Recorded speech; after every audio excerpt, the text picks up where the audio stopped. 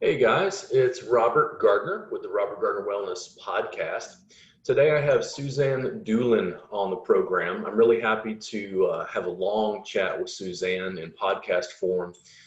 Suzanne is somebody I met years ago, and we currently work together. She's actually helping me with some of my curriculum development. Suzanne, can you tell the audience a little bit about yourself and then also where they can find you online? Sure. My name's Suzanne Dulin. I'm the founder of Get a Bigger Boat. The website is gabb.co. That's co, not c, not com. I I have a weird business. I I primarily I teach yoga. I teach yoga to people who want to get good at yoga. But I also help people who have teaching-based businesses to create businesses where they can message what they do. Because what I found was that the very advanced people had a hard time explaining to people what they did so that they could recruit people into their businesses. Often they had more of the advanced level teaching, but they kind of struggled with where do people begin? How do I talk to people who just really have no ability to comprehend what I do? So I have a background, you mentioned that I'm helping you with instructional design. My background is in engineering, and I developed e-learning. From there, I learned all the tools of instructional design, and I realized that as I was going into business, learning marketing, learning sales, that everything that I was learning was kind of the same thing. And that when you're an educator, then the way that you market and sell yourself is simply by teaching people. And that we know the steps to teach people, we know what steps people go through to learn. And that was really it. All you needed to do was structure your learning so that you were appropriately teaching the rote beginners, just in the same way you would if they came into your classroom. But you just do it instead of doing it in the classroom, you do it through your social media, through your marketing. That's your step one learning. So making it sequential, breaking it into pieces. Exactly. Yeah. So, I often use this analogy of learning to drive a car. So if you were let's say you're a NASCAR driver, like you're the best driver in the world. I guarantee that the first day that you got in a car, you had to have your hands on the 10 and the 2 and learn to run the block. Now, maybe that happened when you were 5 years old because that's like somebody taught you when you were young or whatever, but it's still the very first day that you learn to drive looks the same, no matter what your inherent skill is or ability or where you eventually will go. Learning is a struggle and knowledge is innate. It takes a long time to get people up to the point where it's sort of known in their body. And that long, slow struggle of learning also lines up with that same process when you're trying to explain to people what you do and get them into your business. So you take them step by step. And that first step is often a little more basic than we expect. And so when we're trying to explain to people what we do, we need to maybe start with simpler messages than we realize. Concise, which is not my high point. Yeah. But people are so interested in what you do, and you are so good at capturing people visually. You're great with video. And I think that people are willing to put time into things that capture their attention and seem like they'll have value to them or appeal to them. And so I don't think that it's necessary that everything has to be so concise or laid out for people. It's just, it becomes a little frustrating as a teacher if you don't have a way to sort of connect with the people that you feel like you're meant to help. And I've seen a lot of teachers go through that where they feel like, oh, nobody wants what I have to say. And it's not really the student's job to figure out what you have to teach. It's your job to explain it to them. Yes, structure, packaging, I'm still looking at those things within my own curriculum to try to figure out what the sweet spot is. Before I forget, can you tell people where they can find you online? So it's gabb.co. And then online, I'm on Facebook a lot. That's really kind of where I normally hang out. The Facebook page is Get a Bigger Boat, if you like the page, or you can just join up with my friends. I've had a lot of new people signing up as friends. I got to check because I think I might be getting close to that limit of friends. But it seems like, even though I communicate with people from my page, it seems like where people interact with me is on my personal profile. Yeah. Just under Suzanne Dulin. Mm-hmm. Yeah. Dulin. Yeah, the educational process is something that I continue to figure out. Tim McCoy, who I've done podcasts with, I started my first class, it was 3 days. Then I made a table class, and that was 2 days. And those 5 days comprise like very rudimentary basics, And then Tim was like, yeah, man, you're even in the intro class, that 3 day class, you're completely overwhelming them. And I go, it's intro. It's like the basics. And he's like, you need to do like a 6-hour class. And I'm like, okay, we'll work on feet. Like 6 hours? But I think in retrospect, he's actually more correct. Like he understood that portion from working in education a bit longer, that was a sort of a better time frame due to their retention. But I just kind of, take a table-based industry and just blast them with this math stuff that they're like, I don't understand. There's no context for this. So, well, a lot of people good learning is structured. So, I'll kind of back up a little bit because we jumped into maybe the middle of a conversation about like, how do you design learning? And what is learning design so I mentioned that the learning is a struggle and knowledge is innate. So what that means is that when you know something, you know it in your bones. Like there's this moment when the light bulb goes off and you suddenly get it. Up to that point, it's a challenge. Everything is work. So using the analogy of the car or the example of a car, when you learn to drive, I bet that most people who are drivers get in a car and you don't even like pay attention to it now. Like you don't even remember turning the key and you have your elbow up on the car, like you're kind of leaning on it and you're driving with one hand. You're just like, getting out on the highway, going 75 miles per hour. You're barely paying attention and somehow you get there. That is knowledge. Knowledge is just, you just know it. But the steps to get there are a struggle. So like my daughter's 22 and it wasn't that long ago that she was learning how to drive. And, it was painful to be in the car with her, to watch her agonize with it. And yet she knew that all the drivers that she knew, they didn't drive like this at the 10 and the 2, really focusing. She can't listen to the car radio and drive at the same time still, because it's still a struggle for her. Those steps of learning, that's where a teacher really needs to support a teacher, because it's very frustrating for students to go through that struggle of learning. And they often are like, will I ever get to the point where I really get it? Like you work with massage therapists, and I'm sure I've worked with I have a lot of friends who are massage therapists, and they give me their free massage. And at first when that started happening, I thought, oh, this is the best, free massage. But they were still learning, and they'd just be like, I just have to tell you, it is not the same as having a massage from a really experienced therapist. Yeah. They're learning and they just don't really quite get it yet. So when we talk about structuring learning, the way that what's really useful to people is to have the learning structured. It's the structure that's valuable. But when you don't understand how to put learning together, then something's missing and you're not connecting. And so the tendency is just to stuff it with more and more and more stuff, because it's like, oh, okay, like, to make it valuable to people, I'll just need to give them more stuff. But actually only one of the steps of learning is the stuff. the actual information. And there's 8 other steps of learning, which is all about how you set people up to learn and get them all ready and excited.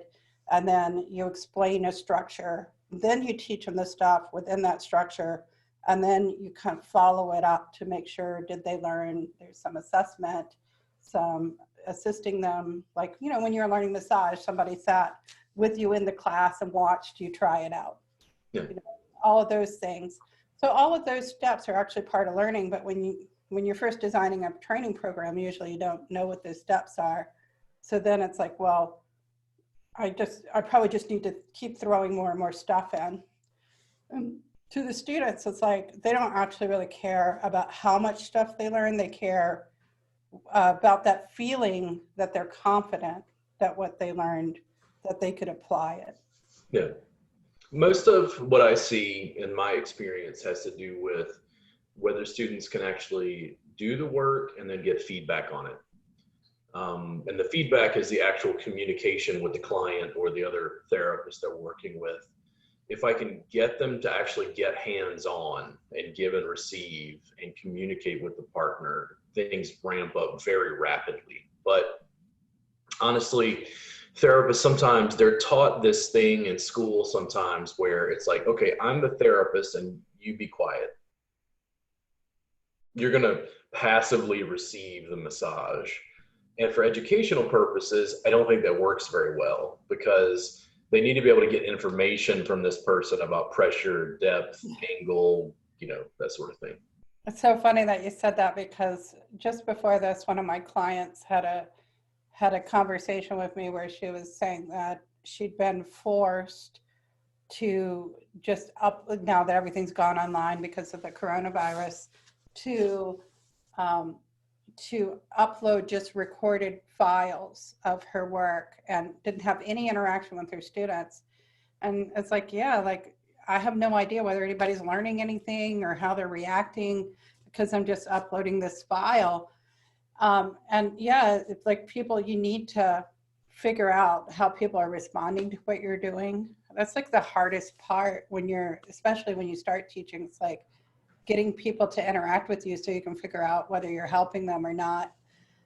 It's sort of like this weird catch-22 of teaching, where when you get started, you might not be talking to the right people, or when you start talking, like, you're not really connecting, and so they're not giving you any response back, and you're just like, oh, you know, like, what am I doing wrong, or what am I doing right? And it takes a while. It takes persistence. I think curriculum development isn't necessarily my strong suit, but I started writing the intro tie workbook, the table tie workbook, phase 1, phase 2. I kind of already had it mapped out in my head all those years ago, and just kept like knocking it out. Like, and you understood completely that it would never be perfect. That, you know, if I had started here, or if I started here 5 years later, I'm a different person and a different instructor. It would probably be different if I started at this point. But it was like, the most interesting thing was the creation of the workbooks and DVDs, and then the online classes and subscription service meant that my art was outside of myself and I could look at it.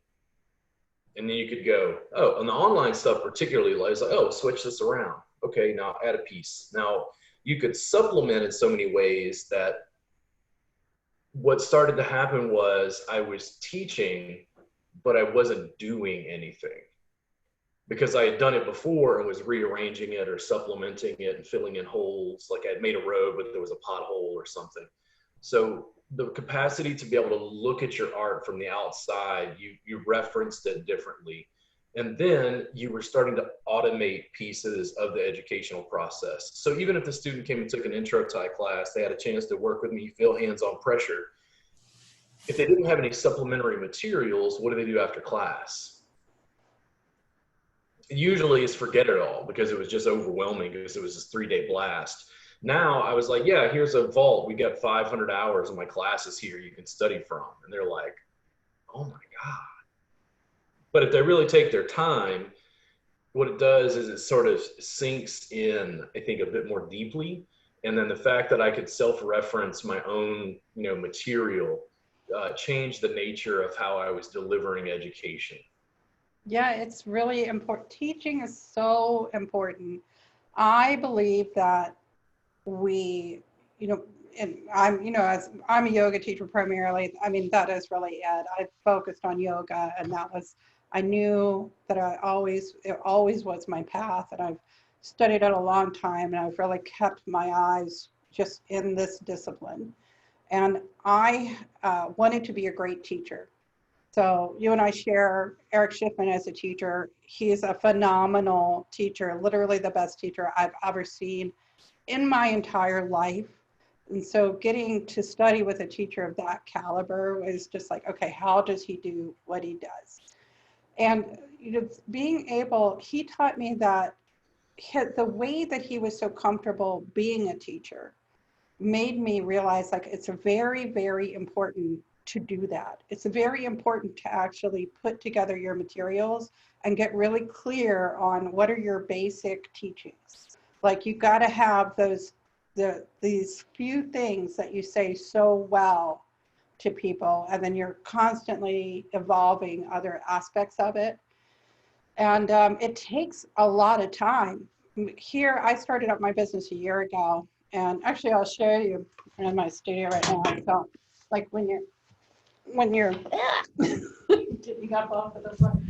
So like over here, you can see like all of my journals here from just all my years of practicing and teaching and all my ideas.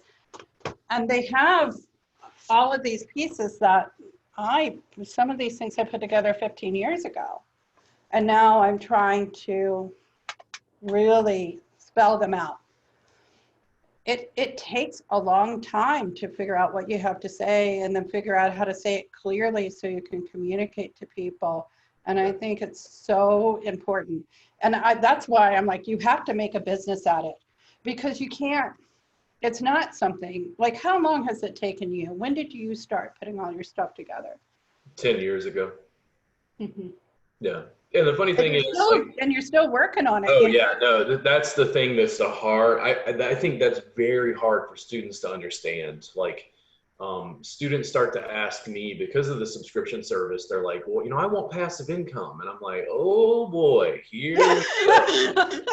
Once they learn the word passive income, it's all over.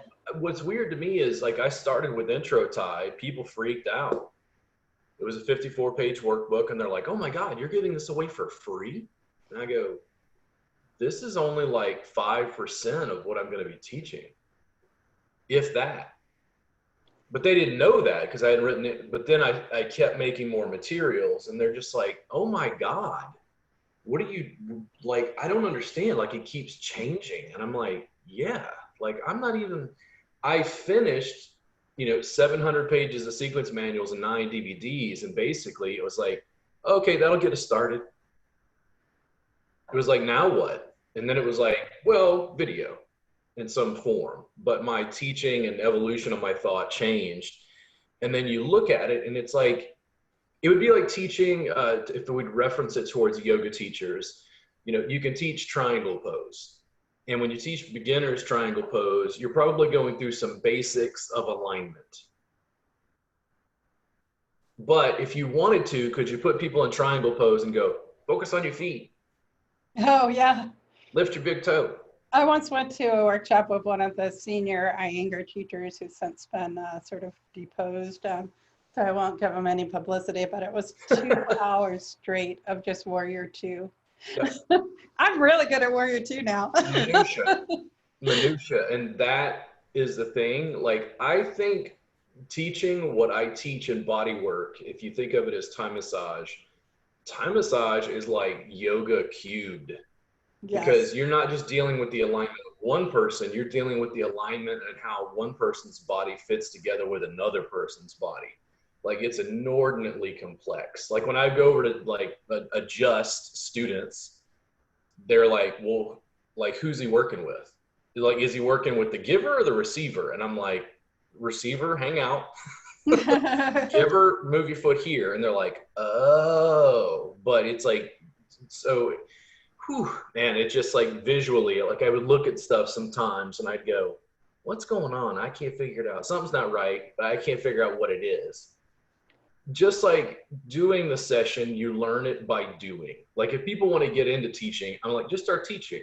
And they're like, Well, well, how? one of the things I'm going to maybe give a little bit of structure to this conversation around how what you have to teach is so voluminous. And when you're trying to explain, like this is the struggle that people have when they're teaching, is they have in their mind all the things, all the things that are in their mind. And it's like, but you can't say it all, everything that's in your head to a student. So what do they need to know in order to get started? And the whole goal is to get them to the point where they're comfortable enough screwing it up. Like I just recently gave a workshop on getting started using Zoom. And really sort of the big message was like, fuck it up until, until you just start, like get out there and start fucking it up. And like, after a little while, you'll like I gave them enough to get comfortable getting started, but that was really it. And honestly, when I look back at it, there was so many things more that I could have said that would have been useful. But the big thing was I would just watch people over the course of this training, their eyes would just sort of shift from this agitation to like, oh yeah, it's okay, I can get out there and try it. And then a bunch of people messaged me afterward and said, yeah, I tried it and it was so fun. And it just relieved their anxiety enough to get out there and try it. And that's the goal, is just to get them comfortable enough to get out there and start playing around with it themselves. But this thing about the structure is that, so the steps of learning are, there's different steps of learning depending on what you're doing. But for a physical skill like Thai massage, the first step is for somebody to pay attention to you. The second step is for them to mimic you. The third step is for them to try it on their own, and then they'll be really terrible at first. And then over time, they become more skillful where they can, you can demo and they can just go right along with you. And then you try it on their own, and at first they're terrible and they don't know what they're doing. And then over time, they get more skillful. Then they start to put it together with more structure. They have a more structured understanding of what they're doing instead of just sort of mimicking what they've been shown. And then eventually you're going up to a level of like creativity, innovation. But those last couple of rungs of the ladder are very involved. So those first few rungs, you can take people up them fairly quickly with good structured training. But those last areas are where people really hang out. I think it takes like 2 years for anybody to really learn something new and get it to like click in their body. Yep. And I don't think there's like a shortcut around it. But one thing I think is important for people to know is that the length of time that it takes you to learn something isn't a measure of how well you learned it. So time isn't really, sometimes people take a long time to learn. Going back to my daughter, she's a terrible driver, but she is a very good reader. And she was one of the slowest kids to learn to read in her class. She was one of the last ones. We weren't ever worried about her. We weren't like, she has some kind of learning disabled, thing or something, but she was just very, very slow. And then that light bulb went on, she started reading, and 2 years later, she was reading, seriously, as a third grader, the unabridged Sherlock Holmes, which is like a tough read even as an adult. Like it's a tough read. She was reading like basically at a college level by third grade. So like the time that it takes you to learn is not a measure. Sometimes it takes people who are really good at putting something together, it'll take them a long time because they're so attentive to it and they're really trying to understand it. And the people who rush through it, they'll never really come to that really clear understanding. So anyway, sometimes it does take people a long time to learn, but I think about 2 years of just grunting your way through the discomfort of it all before you finally receive this feeling of, I got it, like I get what's going on here. I just keep giving the students more and I continue to supplement. one of the most valuable pieces was my tenacity with work, where the students have questions and I answer. I was literally shaving last night, and a student, Chris, messaged me on Instagram, and she had a question about certification. And I said, "Hey, are you free?" And she's like, "Oh, I don't want to be on camera. I'm just like, listen, if you're willing to have the conversation with me." And she's like, "Okay, I'll turn off my video." We talked about certification for 2 hours. And that's just one topic, because basically I have to lay out what the issue is legally with like intellectual property in the United States, to explain from a regulatory standpoint, like how certification functions, because certification and licensure are two different things.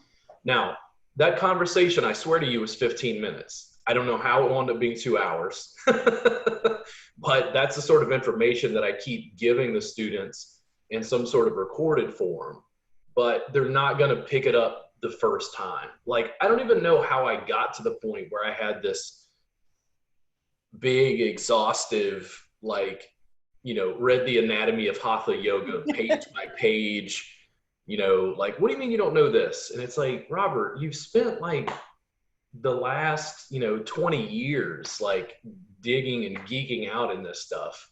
It's not normal. Like, people don't mash on each other and mobile. Like, my work looks like, some sort of like therapeutic Brazilian jiu-jitsu compared to what most people think of as massage. So teaching students to do that almost forced me, because it takes 2 years, it almost forced me to develop the materials and the subscription service as a supplement, because they can't necessarily come get a session with me when they live in Tennessee. And I think when you are teaching physical skills, there's always that issue of, even though like we know those steps of learning and things like that, like there's a little bit of magic to it. And everybody has a different approach into physicality. Recently, I've been learning how to play pinball. That's been my obsession. We have a pinball museum that opened up locally, and you can just play unlimited plays on any machine.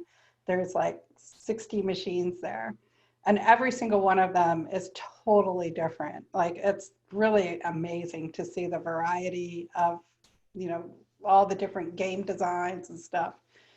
So, when I play in the tournaments, to watch how differently people play pinball, we're all playing the same game, and some of us love the exact same machines. And some people are very analytical with it, and other people are like, they're kind of like me. I don't know how I do it. I just sort of do it. And then there's some people who come in and they just like bang on the machines. They're really physical with it. It's almost like this sport or something where they're just banging on things. And, we're all playing the same game. And so everybody has their own way of being physical. And I think that they can watch what you're doing, but still they have to make it work within their own body. And so I do think that when you teach somebody something physical, a lot of it is about giving people somehow the persistence to figure out, and sort of the permission that it might not look the way you do it, but here's what you're trying to get to. Yep. Interactive online classes is where I'm going. I know this is what's happening. I know it's multi-camera live stream. I don't think my industry is even particularly ready for it. I don't think other educators are going to know what to do once I have the capacity to be able to do that effortlessly, because we're just going to be streaming live and saying, grab a partner, work with us, give and receive for 2 hours. I love that. I think students in my industry specifically, and I have to take advantage of this, I don't think they believe in online education. And I think they're about to get a schooling.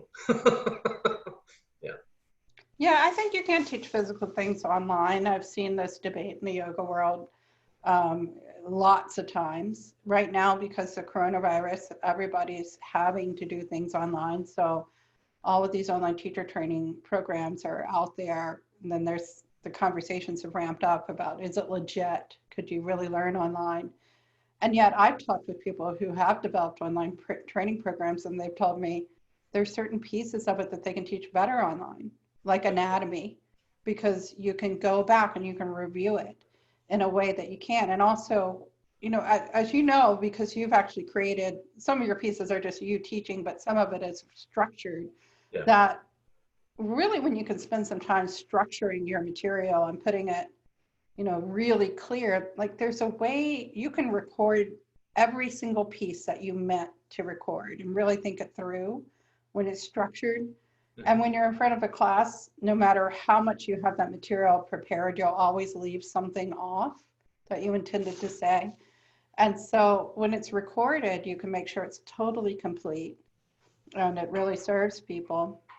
I think the hardest part is communicating touch, and because you work with touch, they're working on that actually with the haptic stuff. That's what you need to go in and work with the people who are developing the haptics.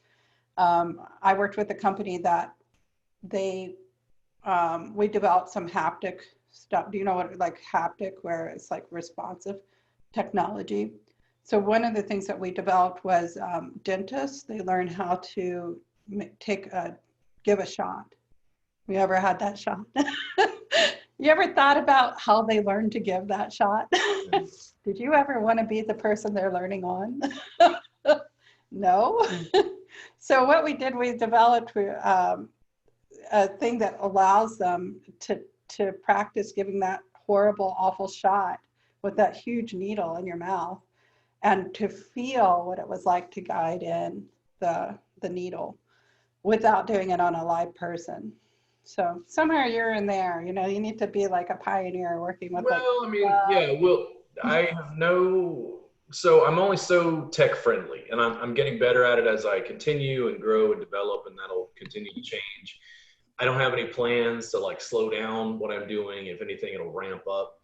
I really don't know what the business looks like, say in 10 years, because I know what I've created in the 10 I've been teaching now. I don't know what it looks like in another 10. Like I can't even chart the progress of technology, and the amount of video we put out now is mind numbing. Like it's the students keep going. Like when we started, we had 50 hours in the vault. Now it's over 500. When new people come in now, they're like, well, what do I watch? And I'm like, I don't know, pick what you want. Like it's broken down into sections. You can watch whatever in whatever order. I don't suspect this is going to get smaller. If anything, it's going to ramp up. It's like, I don't know. My business is really weird for the massage community. Doing a close-on form of work, I can film and photo document everything. And once I figured out that this was the saving grace, like the whole business changed. Because this was how I taught, and this was how I reached a global audience. It was not by actually delivering a session. Well, when you don't really fit in a box, then the fact that now we can find people all over the world that we resonate with is so wonderful. And I think that, we're similar in that way, that we maybe only have a few people who really sort of get what we do, but those people are all over the world, and somehow we're able to reach those people now through online, and eventually those people will want to come and study with you in person, because ultimately there's something that you can only receive through physical interaction with someone, being in their presence. But I think that right now there's a lot that we can do through video. Yeah, I like what you've done, and it's inspiring. I think you found a comfort with who you are. It's almost like, Prince was kind of like this. Like it's a good, I had another friend talk about Prince recently, and we were having this like thing about Prince, and it's like, he's so feminine, but why is he sexy? And it's like confidence. Because he's gay. Confidence. I mean,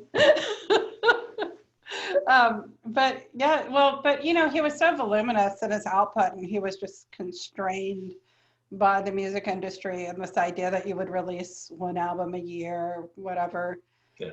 And I think you're kind of like that, where you just said, well, I don't want to do that. I don't want to just stop. I don't want to be limited. And so you own your platform, you own your business, you can take it wherever you want to. Yep. That's really what people need. Like, I think that this is what I'm trying to get people to, is to be like you, where they're just like, I don't want to go through someone else to do my thing because I want the doors blown off of my creativity. Yeah.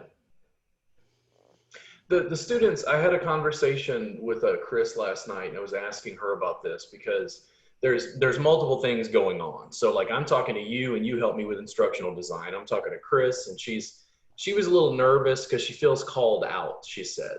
And I said, oh, she's like, I always feel like I get called to the principal's office. And I'm like, listen, you're looking at me like I'm the teacher and you're the student. It's like, we're just colleagues. And I'm just trying to help you with a little bit of whatever. Like, I don't really, I mean, yeah, okay, I'm the teacher, whatever. But it's like, you're not my underling. Right. And when I look at the way that people deal with education and information, you know, she looks at it like she was called into the principal's office.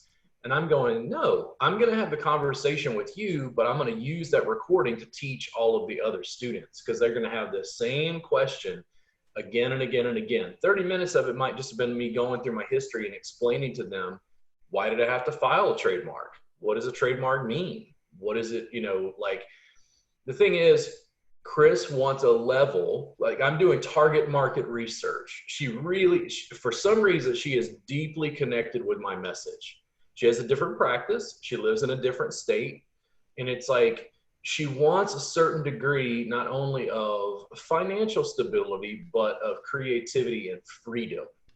What I have to do as a brand is I have to build a brand that encompasses that freedom so much so that I give her structure so that she can build, but I don't hem her in and limit her creativity. So like, I'm so on this because this is exactly what I believe as spiritual teachers we should be doing. Midwifing people into their own realization of themselves. And yet that's not how we're taught. That's not how most people are being taught.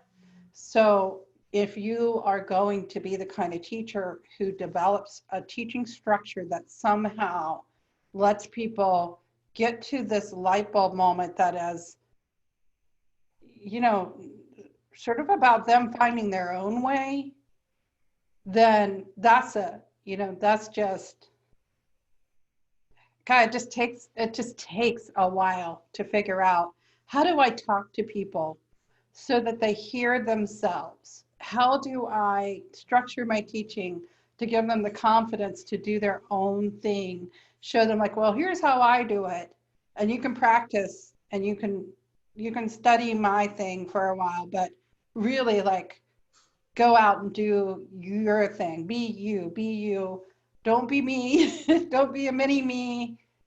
Find a way to do that. And I've been very interested in that.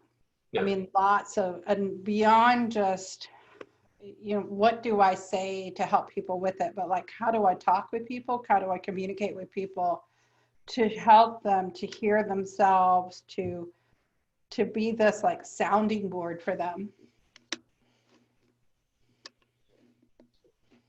Trying to develop a brand that allows the student to express their own individual creativity. Like she was interested in using rock tape. And I think rock tape might be a certified thing. I'm not exactly sure. And she was kind of like, well, we know that we lost the trademark. Oh, you mean there's like a specific certification program? I think so. Don't quote me on that, but I think there might be. So basically she's like, well, you know, I kind of want to do what you do, but I use rock tape. And I go, okay. So can you do a reboot? We know we lost the name for this. Can you do a 2-hour mat-based reboot and include rock tape? Like, I don't care.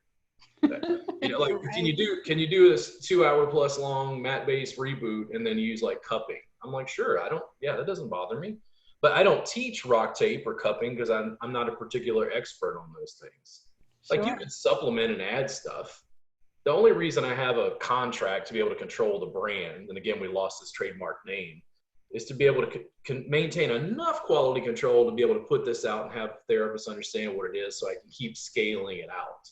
The goal is to create enough of a slide so that it's easier for the student to just get certified and work with me because I'm providing support, instructional materials in various ways so that they don't want to just go do it all themselves. They're like, that's too much work. Why would I want to create my own community bodywork event when I can just get certified very inexpensively and work with Robert and hold a time massage jam? You're trying to make it easier for them to come along than to like Right. bug the system. So, Like this so is a when lot of you're work. talking about this ability to be creative within some kind of framework, Yeah. is exactly it. You know, that top tier of learning is to be able to be creative. If you were learning dance, the goal is not to, you know, imitate another dancer, but to get to the point where you can innovate your own dance, but still recognizably ballet or modern dance or tap or jazz or whatever, you know, hip hop. Like there's certain movements that show, you know, you're in a genre, but still like, you know, MC Hammer, like, you know, he didn't move like anyone else, you know, like you just, that's what you want. You want somebody who, you want to get people to the point where they're like, ooh, how could I make rock tape happen? And then they could actually go on and carry on your teaching and be like, well, I do like what Roberts does, but then like, I'm all about the rock tape. And so eventually, hopefully that person actually gets to a point where they're like, you were the springboard and the starting point, and then they just went someplace totally that you don't even recognize. Like that's really as a teacher where we want people to get to, is like, and I get so sick of all these systems that are trying to sort of control people and say you have to, you know, we want to somehow limit what you want to do. It's like, no, just go. Like I want to see you grow and be you and do this, take what I do and expand with it. Yeah, I don't even think the industry fully recognizes what I've done yet. I feel like it's a legacy thing. Like they'll catch on, 5 years from now. After something, blows up in a good way, then they'll go, oh, yeah, that guy that annoyed us for 10 years, look at what he did. But Yeah, it's well, like, and maybe there might be a moment like this in time where suddenly it's needed and everybody goes, wait, that guy's been, like just there's been all these people who have been innovating some things for a while, and then this moment came in time where suddenly things were needed. yeah, And so maybe there will just be this moment in time where as an industry things start to collapse and people start to look at what you do and say, people go like, there's this guy over here and he's been doing this thing for 10 years and he's been trying to get people to notice him, and everybody will come over and be like, oh, so, and you'll be so ready for that moment because you'll have hours and hours and hours of stuff. Mass market saturation is a different beast. I talk about the Fish and the Grateful Dead regularly. I love both bands. Never saw the Grateful Dead live, but I've listened to tons of recordings of them over the years. My dad was he was a deadhead. So. And my practice, I almost, without me thinking about it, the way that I looked at distribution was so much more like the Fish and the Grateful Dead than it was studio albums. Both bands have released studio albums, and a couple of them historically may stand up as like their better studio albums of the 30 they've released or whatever. But what they're known for is their live recordings, and the live recordings embrace a level of improvisation, which is where I really excel even as a body worker. I know it's hard for the students to understand like the parameters of what I just said, but like eventually I'll get to the point where I just turn on the camera and have people come in for hour sessions that I give away for free. And I just go, what are you having problems with? Boom. And they're going to be like, well, cool, you did that, but how did you know that? And I'm like, because I've been doing it for 10 years. Like, I've never heard the Grateful Dead play a wrong note. I've never heard Fish play it wrong, so to speak. It changes, certainly, but like good musicians, like just get into a rhythm after a while. Like, yeah, well, and it's beautiful to hear it. I went to college in New Orleans and saw live music all the time, and a lot of those, everybody was sort of jamming together, whatever they were doing, and you kind of see these moments where they sort of flag off, and then suddenly they get into a groove, and it's a process. They understand it. to learn how to play like that, to teach how to, do jamming, how to do Improvise. that's Yeah. their improvisational style is, it does, it does mean that you have to have a certain confidence in yourself. I once recently, Ellis Marsalis passed away, and I saw him. He's Branford Marsalis and Winfred Marsalis's father. I saw him in concert in New Orleans, and there were two other younger, less experienced musicians with him, and they were really hot dogging. The whole time they were really showing off.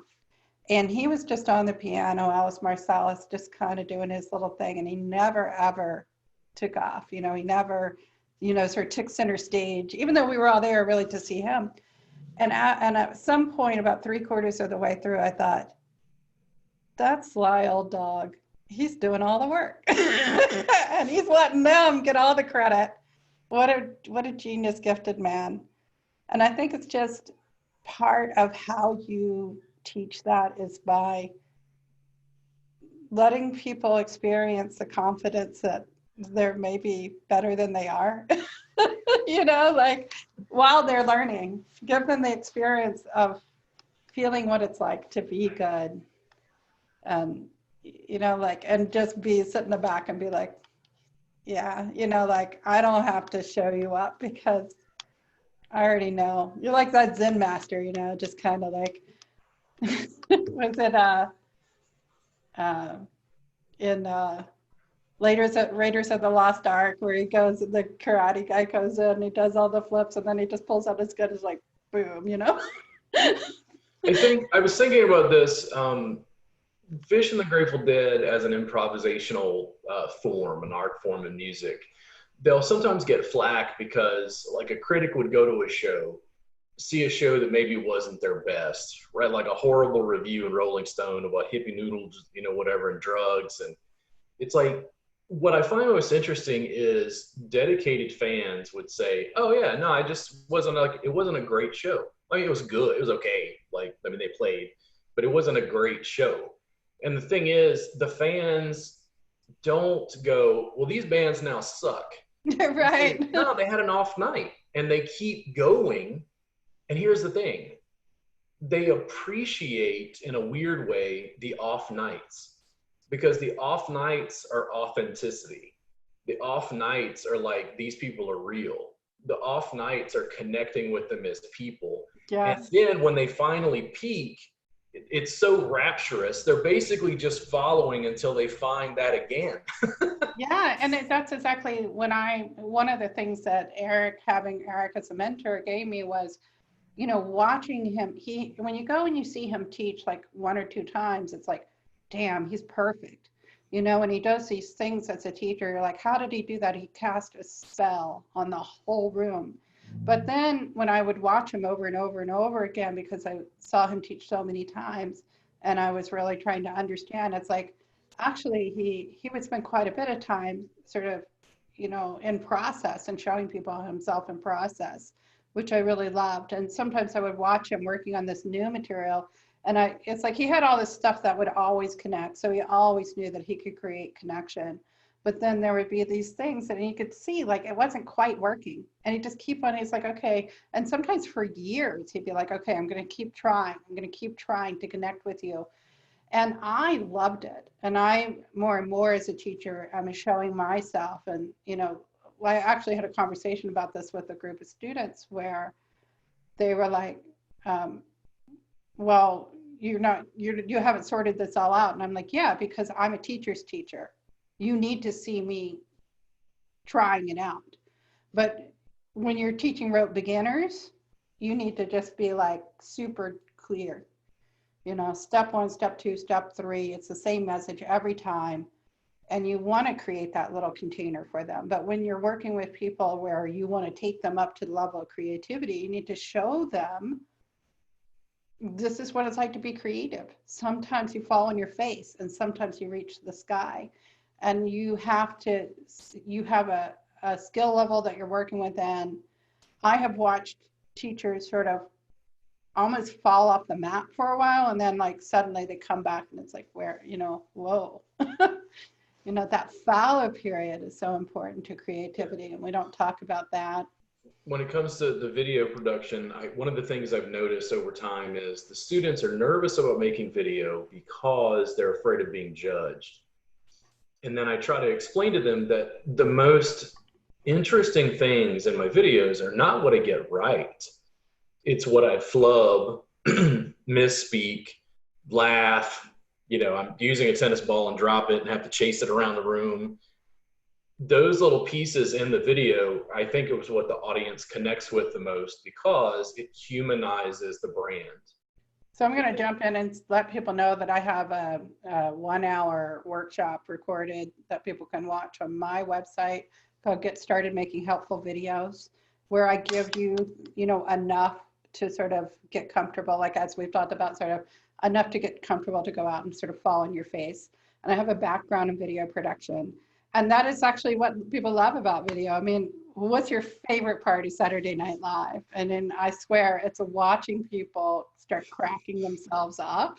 Those are the best skits, the ones where they're so funny and they're having such a good time that they can't control their laughter.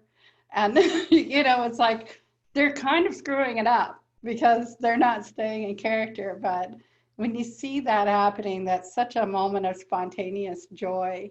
You know, people just, it's hard to be human though. Like it's hard to, when you get started, you know, you can be like that because you have so much experience on camera. But when you get started, just screwing up isn't very interesting to watch. Watching somebody who is comfortable skillfully dealing with something that's going wrong is interesting. Yeah. Watching somebody just fall on their face is not so interesting. Unless it's America's Funniest Home Videos. That's cool. A lot of practice and then just repeating it again and again and again. I look at video production differently than I did when I started. I was not comfortable on camera when I started. If you don't believe me, you can go back to my YouTube channel, watch the first videos, like I was learning. But through practice and repetition, it got easier. And again, the stuff that stood out was where it was different. Like Fish, for instance, and I've seen them live many, many times over years. They'll have a song and it'll have like composed sections. So what you do as a fan, when you heard hundreds of versions of the song, is you look for the tightness and the succinctness and the clarity of this composed section. But what you're waiting for is the jumping off point into improvisation. Now, to a new listener, they're like, I don't understand, like, this song was like 30 minutes long. What the hell, what was this?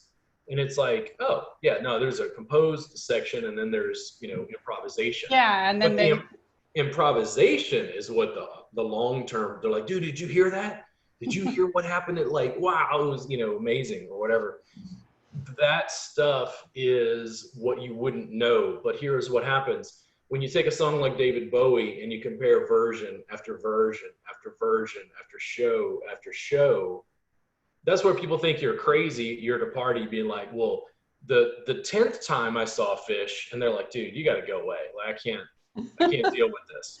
Because it's funny because having been in New Orleans, there were a few bands that I saw like that. You know, the Neville Brothers. They would go all night long. They didn't start until midnight, and generally wouldn't wrap up until about 6 in the morning at Tipitina's. Mm-hmm. The other, you know, locations, they were sometimes constrained on time, but the Tipitina's, they could just go all night long, and they would. Yeah. And, you know, like there would be these moments within the performance where it was a completely spiritual experience. And that place to create the structure to allow those moments to happen. Like, and that's what Eric does as a teacher. You know, he starts out and it's like, okay, here's the beginning. It's always the same. This is how we get going. And then somehow there's this moment where it just, it's like, what happened? How did that happen? I don't know, because I was so into it. And that is what, you know, he teaches you how to do, teaching people like, here's a structure, a framework to work with,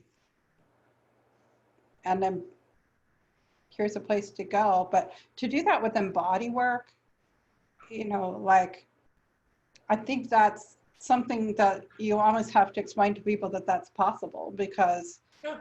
you're learning these techniques and how it's so personal. It's all one-on-one work. So like in the music, of course, everybody can hear what's happening. And then if you're a musician, you come like, oh, how do I get in on that? But I don't understand how else you could explain to people how to be improvisational without the video, because otherwise they still can't experience the touch experience of that. Yeah. Well, in my case, I have to give, musicians who are used to woodwinds, like a guitar. Like it's a slightly different instrument, a slightly different platform. And the thing is, building an album, and the album's going to be 45 minutes, is different than like, oh yeah, we're Fish. What happens? Oh, we started at midnight at Big Cypress and we're going to play till sunrise. And they're like, what's the set list? And they're like, oh no, we'll make it up. They're Right. like, what? Like, oh, but like New Orleans is great example of this, because everyone in New Orleans has the same songs. It's crazy. In New Orleans, they all play the exact same songs, and all the musicians all rotate around through different bands. mm-hmm. So there's all these professional working musicians, and you can show up for someone's band, and then there's one, it's like, oh, who's that? That guy's sitting in tonight, because who knows, their other guy was hungover. And and In New so Orleans, no. all of a sudden, but it's like they all know the same songs, so they can all play together. Yeah. Because the whole city has the same potential. So I do think it's when you look at improvisation, it's like, what's the core material? And part of the problem is that they don't even know the notes. Like, you've got to get people to where maybe they have like a certain amount of it, like a really small set, but you've got to get people up to all the basics, students, the fundamentals, before they can start to really jam. Because growing up in Baton Rouge, it was an hour from New Orleans. I'm like, listen, I'm going to teach you chords and scales, and you got to practice. But long term, you have to destroy it and play jazz. And the heart of jazz is improvisation. I can't teach it to you, because it's like teaching feeling. It's like, how do you teach feeling? Like, it changes. Like, there's so many variables. Even making reference to improvisation within massage and body work, I just think it's sort of like this little, it's like being a baker who makes cakes. They're like, this isn't art, you bake cakes. And you're like, oh, well, if you take the fondant, and they're like, oh my God, then it becomes like cake wars, right? Like, who could have imagined, correct? Because other people, it's just cake, whatever, bake a cake. And I'm like, yeah, it's just a massage, do a massage. Like, no, this is art if done well. And the thing is, one of the things I've talked about in the last 30 or so years, we have celebrity chefs. We had Tony Bourdain. We had Steingarten, is that her name? Ina Garten, I think is her name. Ina Garten. Yeah. It's like, you've got celebrity chefs. We got Emeril Lagasse, things like that. Where are the celebrity massage therapists? And the whole audience, my audience of therapists is like, oh, and I go, exactly, because this doesn't exist yet. There is no reality TV show with massage therapists. Not yet.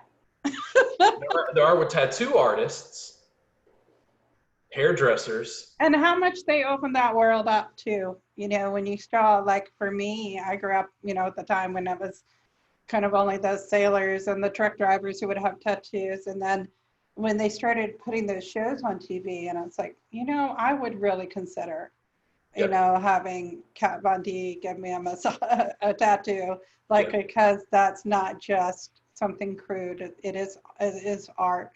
Mm-hmm. And I think when you start to see what people are doing, then that's when you can, see it. But, body work is an art, and it's I've had a lot of very skillful body workers work on me over the years, and I've come to really value somebody who has that experience, who's put that time in. I don't know how they really learn it, though, because there's so little financial reward back on it. And it's sort of a scraping. Well, I don't think that is the case. I think they can, but they have to be real crafty about the business part. It's kind of like, I'm trying to think of another, comparable art form, but it is lucrative if you're not just in the trenches, just seeing clients and not charging enough. But building to the point where you were actually, really lucrative is like a very different place than what I see most therapists being in. Yeah, I think that, well, yoga teachers, I mean, you're a yoga teacher. How many yoga teachers are really just making bank teaching yoga? it's hilarious because there's this like, these people will say like simultaneously, these other people are in it only for the money, and I can't make any money. There's no possible way to make money as a yoga teacher. So it's like, well, is it just something that's so lucrative that people just get into it just to cash out? Or is it something that the market's so oversaturated, there's no way to make money at it? Like, they don't even hear the contradiction. And it's that they want to put off on everybody else something they can't figure out, which is how do they, make money at it.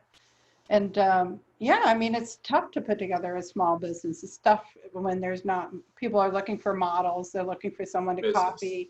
I don't know many body workers who are successful who are able to, but you've got to put together training programs. You've got to, it's a lot. It's very involved to do the business. The people I know who are good at it, sometimes they're just really piecing it together.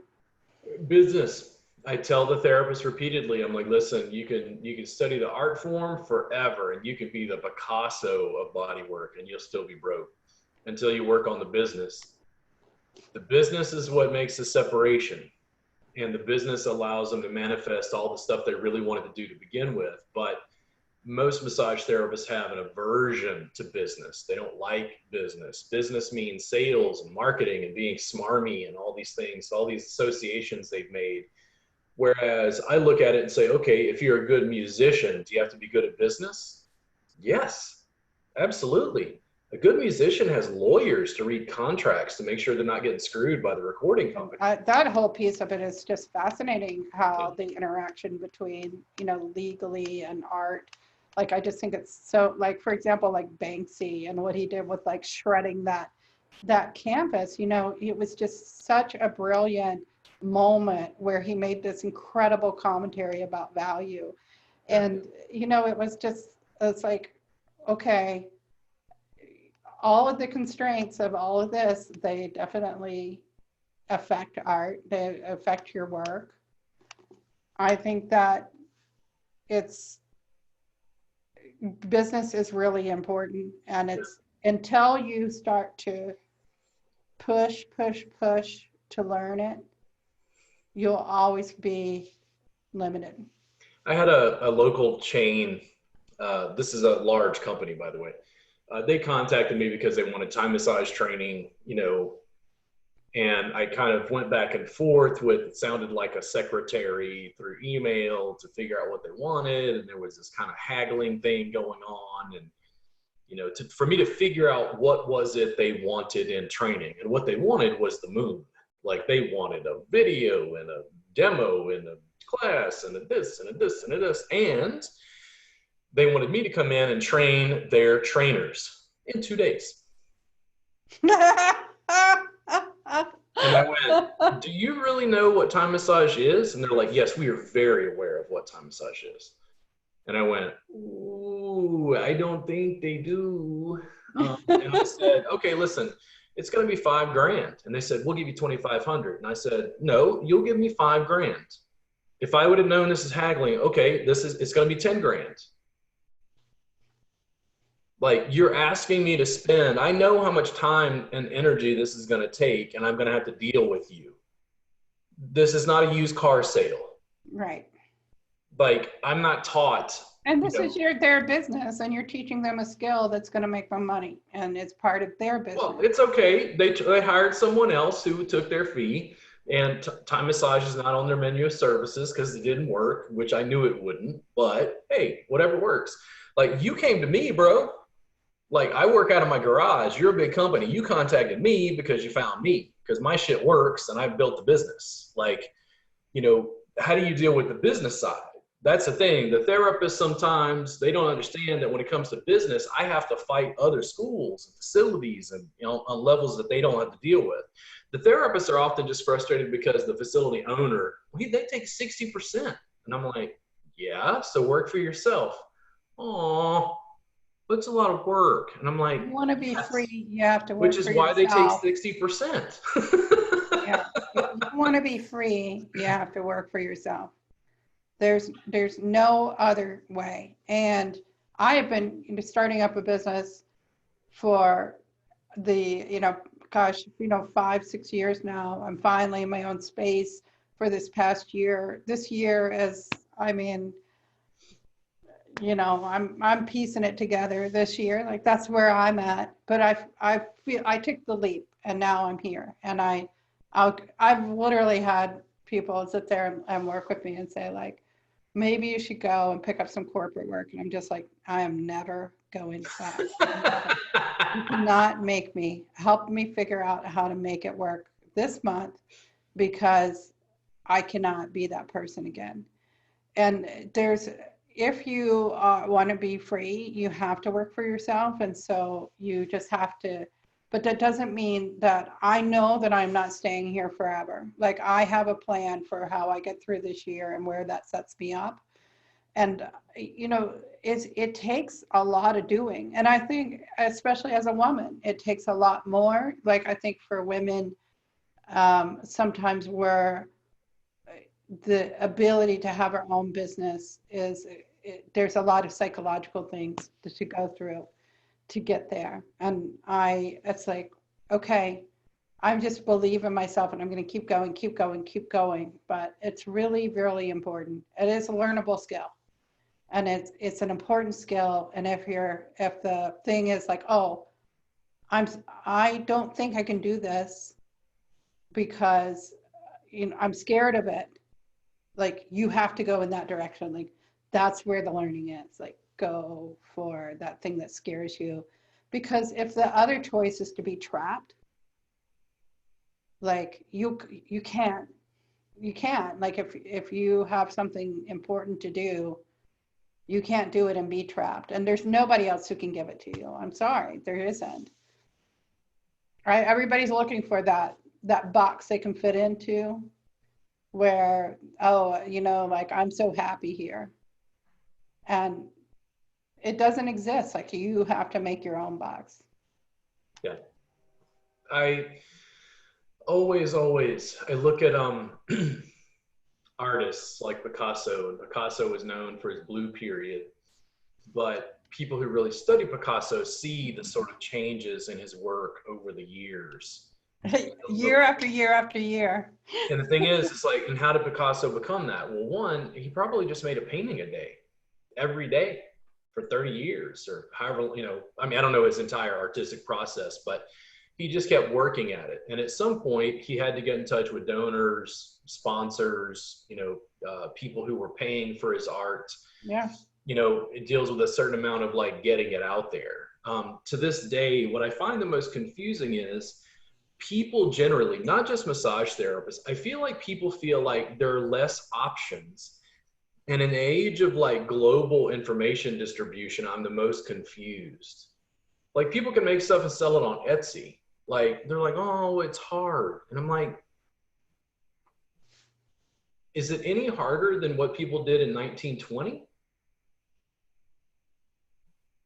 So that thing about those artists that we know having figured out those business aspects in order to be known, is, it's always something people struggle against, like Jeff Koons is, like sometimes people are like, oh, he's overly commercial. It's like, yeah, but he's fun and cool. And, like people know who he is and they appreciate what he does because he's made himself known to people and he fought for that.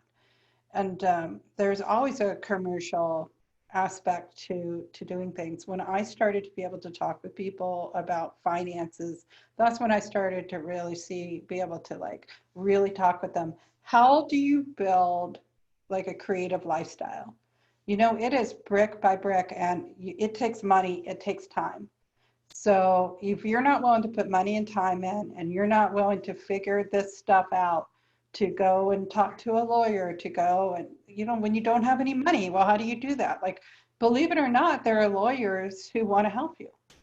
And there are small business places. When I moved here to Chattanooga, became very, very involved with the small business networks here. I lived next door to a business incubator, and that is not an accident. I live next door to an incubator because, I was fascinated by the fact that there were people here who wanted to help me. And I go in all the time, and sometimes I'm just like, tell me something I don't know. What do you do? And they'll teach me stuff, and they love to help me, and they don't charge me a ton of money. And there's stuff like this everywhere.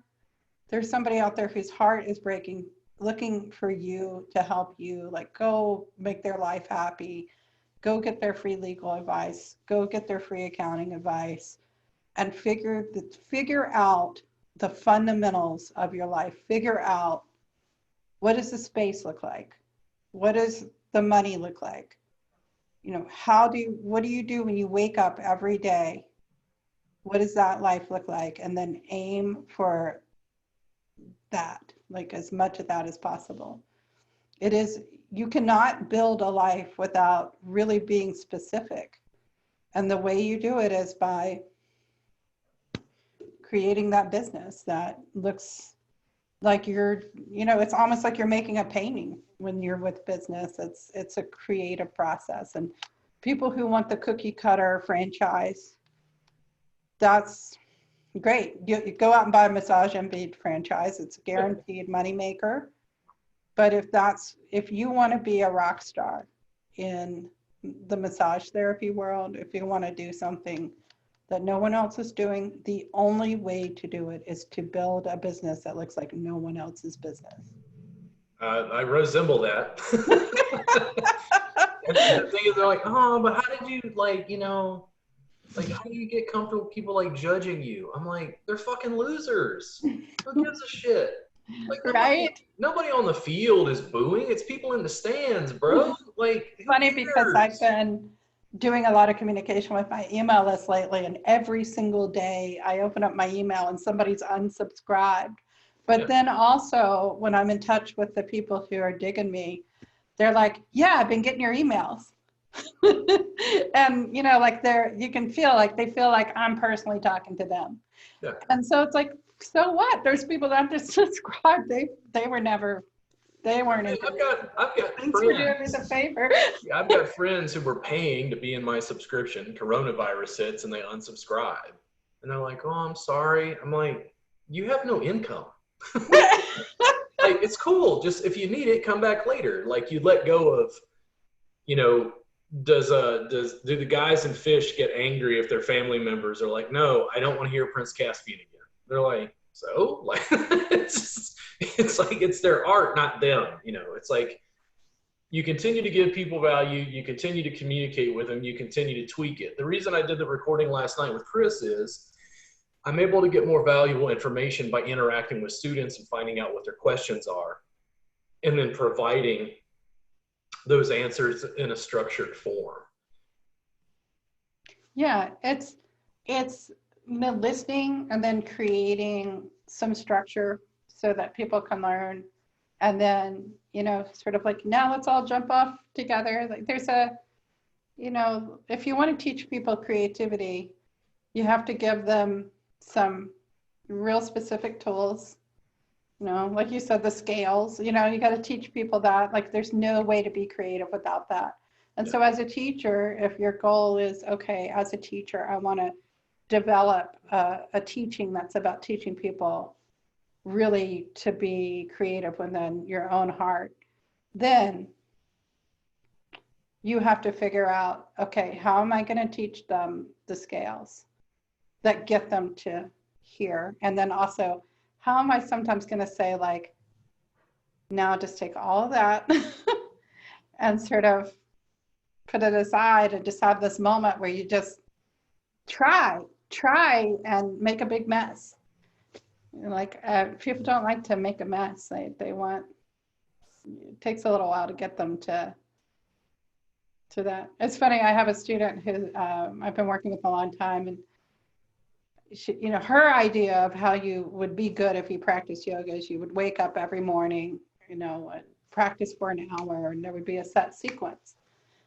And so I've had to kind of explain to her, like, when I sit down to practice yoga, I have no idea what I'm going to do that day. And sometimes I practice for 10 minutes and I'm like, I'm good. And sometimes it's 2 hours. It really, and I'm totally comfortable with either way. And also, I don't practice every day. And I'm sorry to shock America that I'm a yoga teacher and I don't practice every day, but I don't, because some days I wake up and it's like my life is going great and I don't need it. And, you know, like, there's no difference between my life and my practice. And sometimes I go back to this art to get there. And sometimes it's working with clients. Sometimes, you know, like, it's just a different thing when you're a teacher. For me, I've been working really hard to develop my teaching business. And to me, that is, if there's days where I sit down and I'm creating a lot of stuff for students and I'm not doing my own practice, I call that a win that day, because that is where my practice is right now, is to be a teacher. And that's what I'm trying to get people away from, is this idea that being advanced means just doing. It means you've got to be a teacher. Being a teacher is where you become creative and skillful, and that's the next step. I don't have any problem showing up in a room and saying, hey, we're going to be here a month. I'm going to teach every day. I have no curriculum planned. We'll get started tomorrow. And people are like, what? And I go, oh yeah, no, it'll be good. We'll do real well at the end of a month. You're going to be amazed at how much you learn. Other people freak out. They're like, what, it doesn't have any structure. I don't understand. What are we doing? And for me, I'm like, oh, trust me. We're going to work on legs and hips tomorrow. It's like, we're not going to run out of stuff. We're going to go 6 hours and you're going to be like, oh. Because you're experienced. When you first started teaching, I bet you walked in with your outline, you know, and I understood that people needed, and that's why I made the workbook. I understood that people needed just a basic routine, something to fall back on. You know, my sense and nuance in teaching has developed over time, because I always understood that fundamentally I was teaching improvisation, and then improvisation is based on their instrument, and their instruments are their bodies, and their bodies are completely different. Right?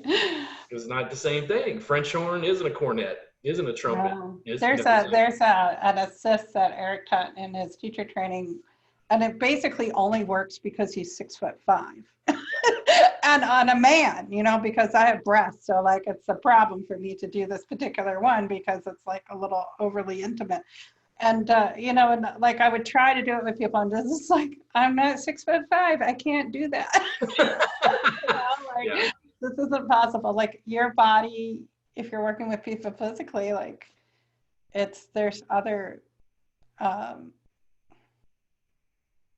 not everybody's capable of doing every single thing. But I knew a woman who was, she's a volunteer firefighter, and she had a disease where it was a genetic thing, where she was almost a dwarf. Like, she was very, very, very small. But she was able to do things the other firefighters couldn't, because she was a woman and because she was so small. Like, she could go into windows, and when there were women who had gone through traumatic experiences, like, she was like, I'm the person who can go in and like be in the bathroom with them, and, you know, like, because of who I am. And so whether you might think, oh, I don't have the physicality to do things that I see other people do, but it's like, yeah, and they don't have the ability to do what you can do.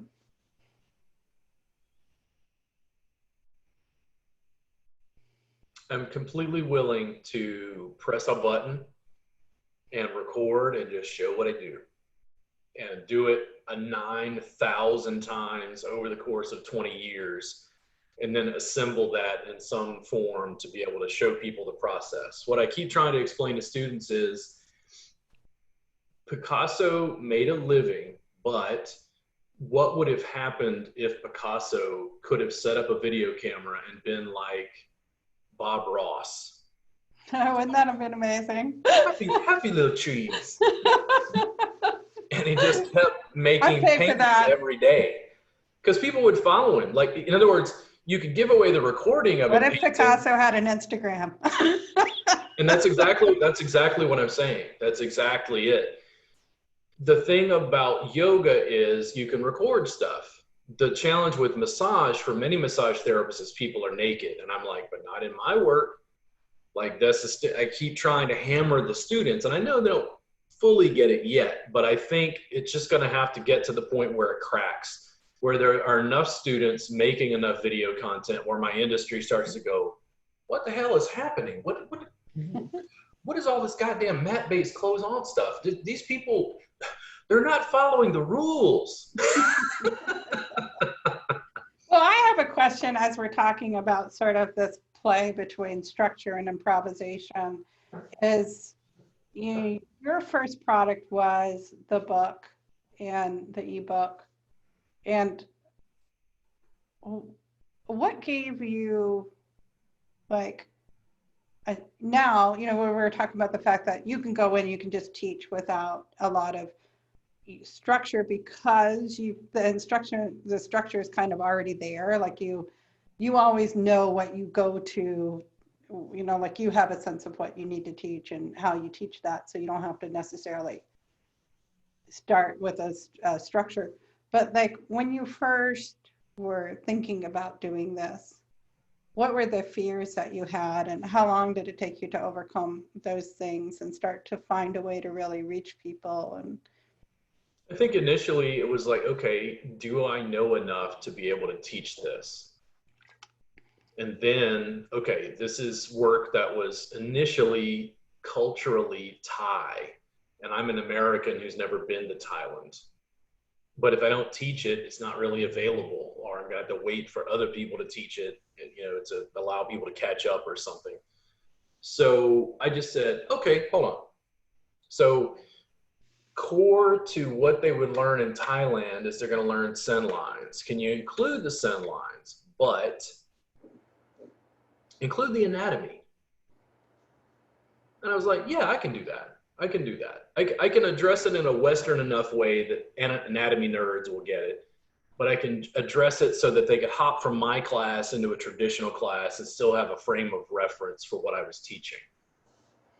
And then I went, okay, can you get professionally done photos? Can you work on your grammar, deliver information? And I go, sure.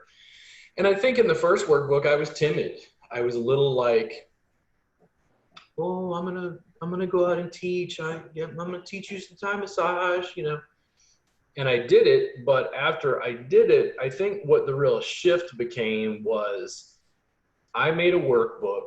The workbook was a supplement to my classes. So the notion was you took the in-person class, you got the workbooks and the videos and whatever as a supplement to the in-person class. And what started to happen was, well, you can't teach online. That's what you hear in the culture. You can't teach online. You can't teach online. You can't teach online.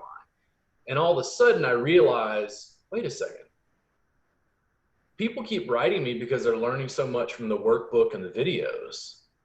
And the practice of teaching shifted into more of a digital distribution mode, where people were buying the materials and the physical class was a supplement to that. yeah, and it sounds like somehow you got enough interest and somehow you got over your fears enough to put something out there that maybe it was overly structured, but it was what you needed to do to begin. And then I think it's that traction at the beginning that is so hard. Like, when do you actually, I mean, I had a Facebook group and I was really trying to reach people, and, you know, it's been like week after week after week, going out there, giving out content without necessarily getting a lot back. And I got to the point where it just like burned me out, because that's very hard. So You know? here's what I would say based on my now experience. it's like I'm waiting until I find the things that hit before I start to really generate things, because it's like sitting there and spitting into the wind is not very fun. Free is a really nice barrier of entry, which is none. And what I did was, after that workbook was made, we had a PDF. You could print copies of it, and we did. We printed copies that were like 40 bucks a piece or something. And I was like, nobody's going to buy this. It's too expensive. But I was like, we have a PDF, which essentially in my thinking at the time is like a digital thing. Could I make an email list and like just give this away for free? Because nobody knows what Thai massage is. That was the problem. So yeah, I hired people and we figured it out, and we set up my email list, and then I went to every Facebook group known to man and went, hey, here's a free workbook. Within like a month or 6 weeks, we had like 2,000 emails, and I went, oh my God. Were you actually promoting, like literally just like sticking up a post in there, like, here's my freebie?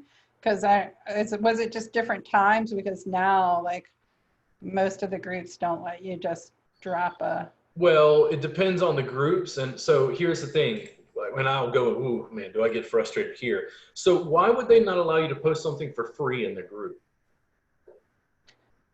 From what I can see, because I'm in a lot of groups, is they're definitely concerned about spam. And I will say, as somebody who ran a group where I wanted people to be able to do that, my group got a little spammy. So I did kind of understand like why they were doing it. Yep. Because it's like, who wants to read something that's just very one-sided and just always a bunch of people? It's, you know, just a bunch of ads.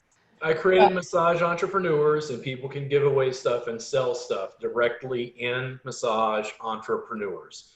People don't understand the rules. We get questions all the time. They're like, what is value? I'm like, if you give me a piece of education and you teach me something in the post, you can sell directly in the group.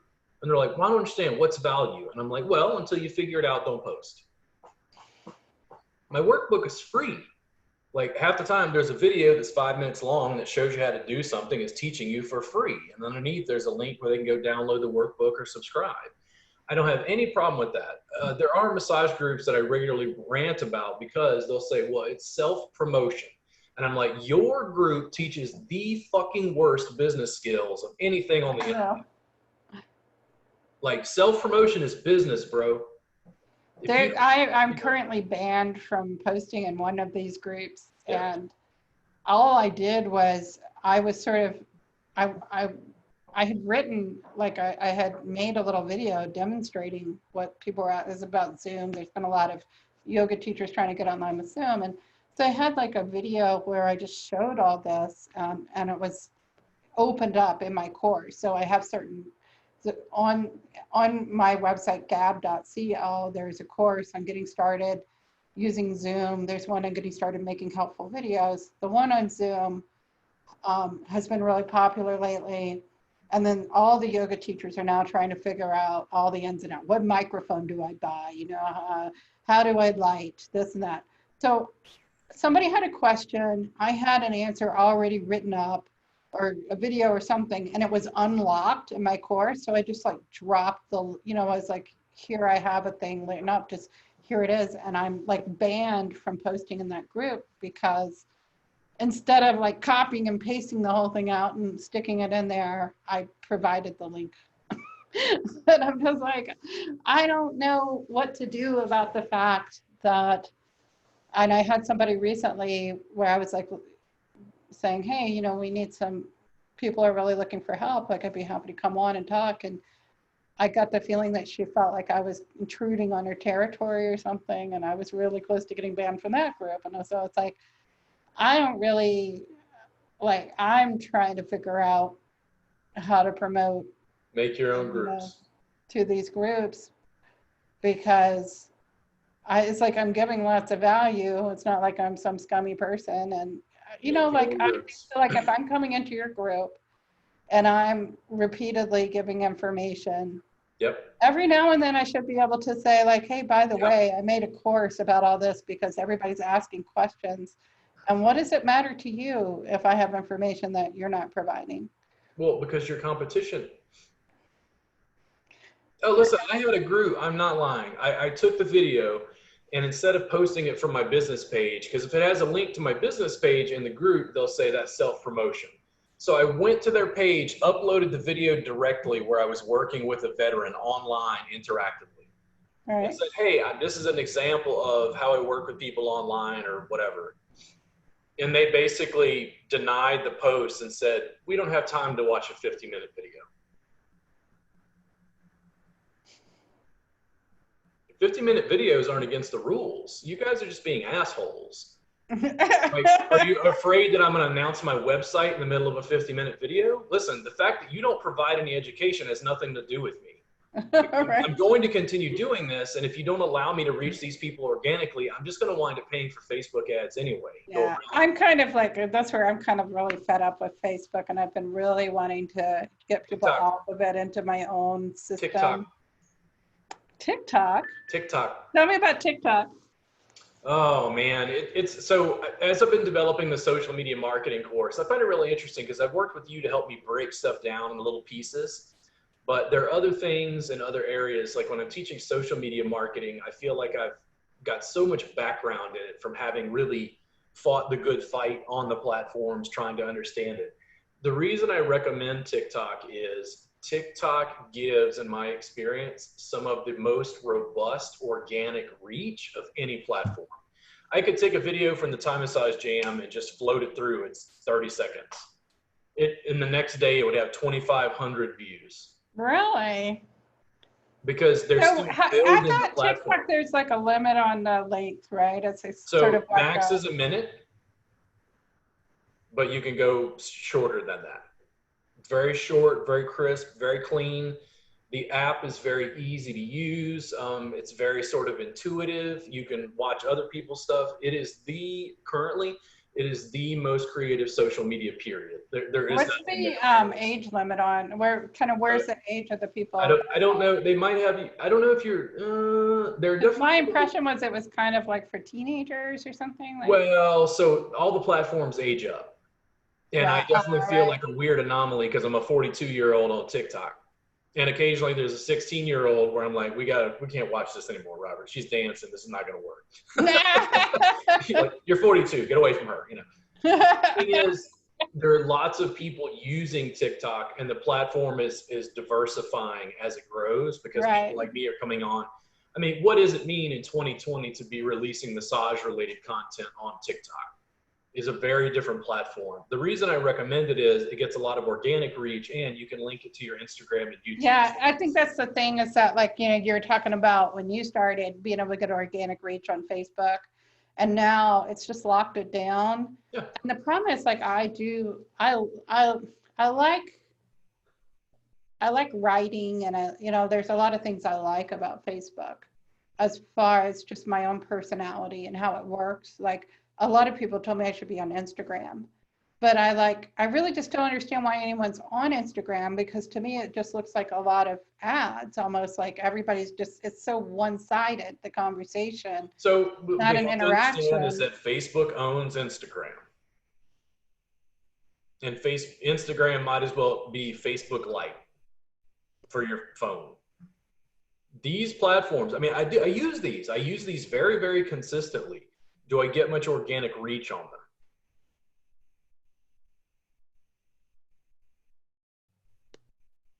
I'm on YouTube, and YouTube is owned by Google. How much organic reach do I get? I mean, I get some. TikTok is the platform that you can go viral. Like, when I look at people's feeds, somebody will have 100,000 followers on TikTok. I'll go to their Instagram and they've got 2,000. Really Now, interesting. why do they have 100,000 followers? It's because TikTok's algorithm is showing that video to people and people are liking it. That doesn't Right. happen on Instagram. It's just, it's at that stage where it's new and they're just Yeah. trying to get people, you know, like, yeah, that's cool. I'm going to try it out. I'll try out some It's a very different platform. It's very creative. I produce very different content there because it's contextual to the platform. I continue to play with it. I don't have like a huge account, but you know, we'll see what happens over time. I tried for a while to figure out Twitter, and I just got to the point where Oh, I see, I really wanted, love Twitter. I really wanted to like Love, get Twitter, and I tried and I tried, and I love, was just like, love. What if I told you you could get more organic reach on Twitter and you could connect with more people in your niche more rapidly than you could on Instagram? well, I kind of got to the point where I was like, so, you know, I started to think about my business in this way, that I didn't just start, like some of this is my training, that, you know, when you look at your business, and as a small business owner, the most valuable thing that I have is time. And where I'm at in my business still is, you know, not only am I developing my teachings, but I'm also marketing, selling, and then of course I have to do all the, you know, the administrative work. And I don't have a staff to take care of those things. So when I look at what do I actually get paid for, is delivering my content, like actually coaching people, actually teaching yoga. That's what I get paid for. And I don't get paid to go on Twitter and tweet. And if it's not actually leading me to business, then I'm not going to spend my time at it. And now I'm kind of backing into where I know who I want to reach, and I can, okay, you know, who do you need to reach? That strategy. But, you know, I spend a lot of time it's like I could spend my time picking up the phone. Like I'll give you an example. Today, I was working on sales, and I looked at my list of all the people that I needed to call. I had a list of people that I emailed yesterday, total cold call emails, right? People I have no relationship with. And then I had a phone number that a woman was giving me a referral to, and she had talked to that woman about me. She had used my services, and I'm like, well, you know, where should I put my time? Should I call this number, or should I call one of these people I emailed? And I was like, I picked up the phone and called the number because I have a connection to that person. And, you know, spending all this time tweeting and all that is, you know, I think there's a stage of your business where you start to have that time and you start to know who you're reaching.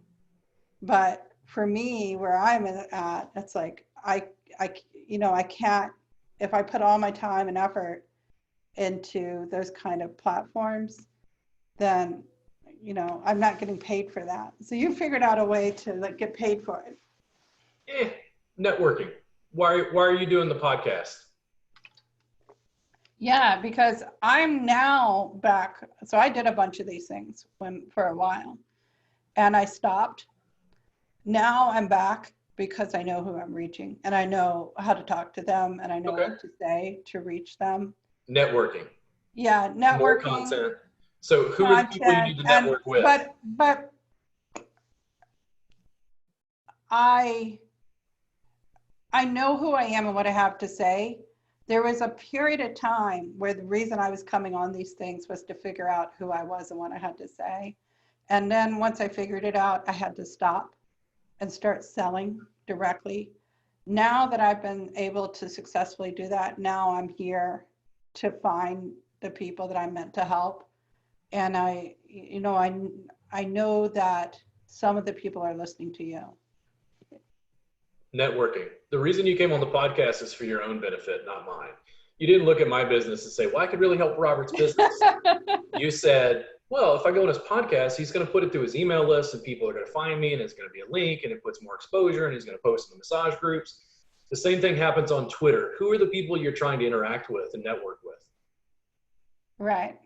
But you have to sort of really be thoughtful about it because, you know, like, you know, I ran Eric Shipman's discussion board for many, many years. I mean, I was on there every day, and I was his, you know, I was the webmaster. I was the moderator of the discussion board. I had a lot more status than a lot of other people. And out of that, I think I got one workshop where somebody, asked me to do that. Very small group, very small niche. Well, and beyond that, but no, it wasn't small. We had hundreds of posts every day. We have had 4 million hits on. How many people were on it? A lot of people were on it. It's 100,000? Yeah, a lot. Okay. Yes, a lot. But the thing was that I wasn't telling people what I did and what I had to sell and who I was. And so nobody knew that I wanted to teach workshops. Yeah. Because I wasn't saying that all the time, like, hey, I teach workshops. Who's a yoga teacher, or who do you want to network with that you haven't had a chance to network with? For me? Yeah. There's several yoga teachers who are speaking specifically to business. Mm-hmm. Amy McDonald is one of them. Is she on Twitter? I don't know. So here's what I do is I go in and I rub elbows with those people. And I comment on their posts and I chat with them and I talk with them and I develop associations. And then I go, hey, you want to be on my podcast? And if they've seen me and I've given value and I've connected with them in various ways, maybe I've promoted their stuff, which I have. There are people I've met online. I've never dealt with them in person, who I've connected with and did a YouTube review of Carlos Gil's book. I asked Carlos on Twitter if he wanted to be on the podcast and didn't respond, but he's inordinately busy. It might be a year from now that I continue to interact with him and eventually comes on the podcast. But that fundamentally will come through Twitter. But you know what you have that I don't have is like this fully baked website that has, here's my teachings and this is, I'm still sort of building that out. I mean, it helps, but yeah. You know what I mean? Like you're clear on who you are and what you have to sell and it's more out there. Twitter. I tried with Twitter. So it's also, it's a different platform. It depends on how you use it. And you have to Twitter is very different than YouTube. It's very different than Facebook. The way you interact with people, I'll give you a quick example. I was on Twitter. I follow Ice-T. Love Ice-T. Old school rap, body count, love Ice-T since I was a kid. So I found out Ice-T was on Twitter. I follow Ice-T, and Ice-T posted this thing, and he just laid back with glasses, just like the coolest guy on earth. And it says, then the thing underneath said something like, this is what I do when my haters are hating on me or something. Like he looks like he's in a private jet, right? I took that and screenshotted it and clipped it. And then I posted it on my Instagram. And I said, this is who I go to for business and inspiration advice. And I hashtagged the guru and I hashtagged the OG. And then I tagged Ice-T and I realized, oh, I don't follow him on Instagram. So I followed him on Instagram, tagged him in the post. 10 minutes later, Ice-T liked my post on Instagram. Ice-T, it's me, right? And the thing is, what it is I'm promoting him. Right. He gets more traction on that platform because I'm talking about him and promoting him as somebody I look up to. And that's the sort of thing, it's a value proposition about, I can ask someone, and I'm trying to think of the yoga teacher's name.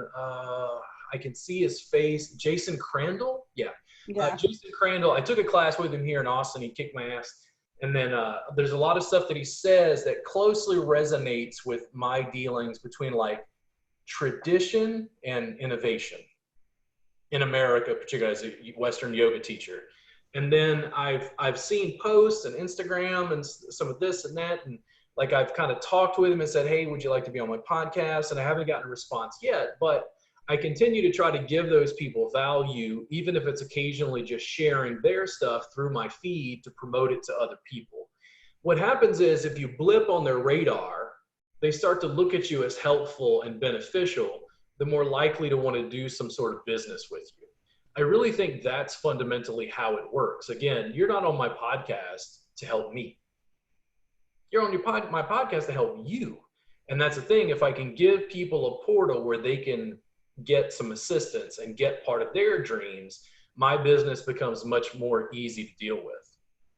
Yeah, I'm still I'm going to look at all your social media stuff because after sort of falling on my face with a bunch of this stuff, now I'm ready to wade back in, but I feel like I have a much clearer idea of why I'm there. And I think we're kind of circling back around to what we're saying, which is that a lot of success is a lot of failure and a lot of learning what doesn't work and continuing to go through it. And the only way that you learn is by that struggle of learning. When you get to the point where you're a teacher, where you are a leader, then the struggle becomes, how do I create a business around this? The struggle becomes, how do I reach people? How do I message people? And then you help the other people along the way. They're trying to figure out where you've gotten to. Like, so, part of the reason I'm here, is not just for my own business, but also to learn from you, because you've been doing this now, being online for 10 years, and I really want to sort of get inside your brain. And one of the ways to do that is to, like, just kind of go like, oh, okay, like, he thinks about this all differently. You have to be around somebody who thinks differently to change your thinking. And obviously something about how I was thinking about it was holding me back, but I still want to learn it. So that pain of not being satisfied with it is making me going to go, how do I get there? So I'm not as good about in-person networking. I'm not a Mad Men era marketer, sales guy, business guy. So I went to a local meetup. I forget the name, Austin local, some whatever. So it's just some meetup for business people. And I go, and this guy deals with stocks, and this guy flips houses, and this guy has a job in the tech industry, and like real upstanding like business people, like all over the map. And after 15 minutes, a crowd of people forms around me, and they're asking questions about TikTok. I'm like, yeah, I work out of my garage, bro. And they're like, yeah, but dude, like, all this stuff. Oh my God. I don't know anything about, this specifically. And it's like, again, it's a value proposition. I always do this with small business people. If, let's say they're in a completely disparate industry, they're a baker. I go, hey, what are you having problems with in your business? Is there anything I can help you with? And they're like, what do you do? I'm like, well, I'm a massage therapist and educator, but I have a very strong online presence with like social media marketing, developing online curriculum, something like that. And then if I can't be helpful to them, they're not really going to remember me that much. Yeah. But if I said, like, I'm making a social media marketing class, I started it, and of course it's for massage therapists. And I went, wait a second, hold on, Robert, you got to change your verbiage. Social media marketing, you could sell this to anybody. And then I grab this baker and go, listen, if you're interested in social media marketing, I've got an entire class I can give to you for free. Whoa, really? I go, yeah, listen, let me get your contact information. I'm going to go home and you have to create an account, but I can enroll you in class for free. It helps him. It was value to him. It was benefit to him. And then I'd go, listen, after you deal with the sections that you're interested in the course, if you have any additional questions, just let me know. Also, if you want me to promote you, why don't you come on my podcast? We can talk about some of your business stuff. And they're just like, because I gave them a little plan and a path and some value that led to a stronger connection. What I think has happened is, like, a lot of yoga teachers want to teach the class in person because they want to connect with the students very deeply. And I do recommend that. But can you also connect with them online? Because this is all it is, just digital connection. This is why I make the YouTube videos, and this is why I screenshotted iced tea. Just wanted to connect with people. And the thing is, when I give them value of some sort, what happens is more people want to follow you, hang out with you, because they're getting something out of that interaction. Yeah. Yeah. So any closing thoughts? It was fun, usually when we work together, we're so structured, and it was fun to just come on and spitball and just, be friends and not really be working on a project together. I've been working so hard without a break for a long time, and got to this moment in my life where finally it's just like, you know what, I think I'm just gonna like soften just for a little bit. And thank you for helping me to just kind of have that relaxed day where we just also talked about New Orleans and music. Yeah. Which is an interesting spot. I didn't really realize that. I mean, I know you, but there's still, you know, tons of layers. Like I didn't. Yeah, Really one day let's do a podcast about Mardi Gras. Oh Lord, man, I get kind of sad when I start talking about New Orleans at home. Like it's hard to explain to people who've never been there. It's very hard to explain New Orleans to people who haven't been there. I used to have, when I worked with video production, the person who was in charge of our college, he was like our mentor. He had owned Channel 6 New Orleans, and he said, once you drink the water of the Mississippi, like you always have to come back. And it's true. There's no way to explain to people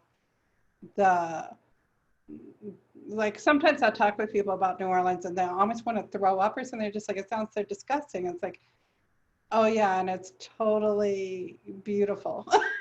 Yeah, and it's revolting and horrible. Yeah, it's hard. All at once. Oh Lord, that's a whole podcast. Like it's hard to explain. It's like, I moved after Katrina, so I'm just as angry as. Well, I have a recommendation for you if you haven't followed it. The American Roots podcast is incredible. It's out of Tulane, and you would love it. You would love it. Yeah. Interesting. I have to check it out. ROUTES, American Roots.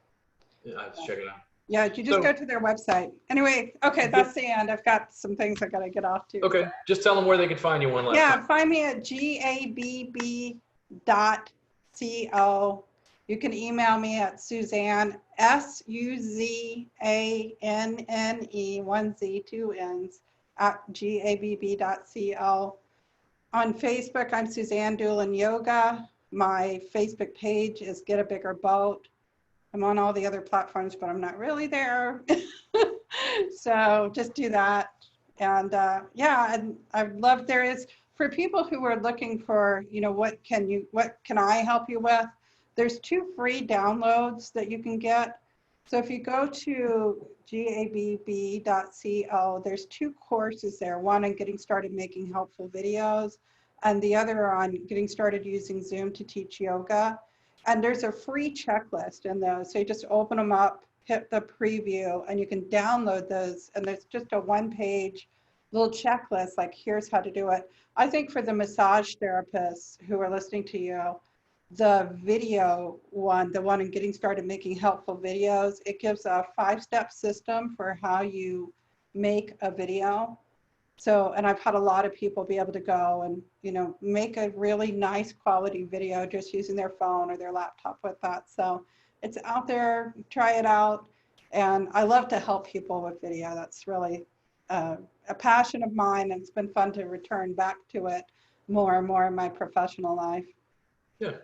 Thank you. Suzanne, thank you so much for coming on the podcast. Thanks for having me on. Appreciate it. And I will talk to you and all of our followers again very, very soon. Bye, Robert. And be sure to tag me so I know when it goes up. I will. Okay. Bye. Bye.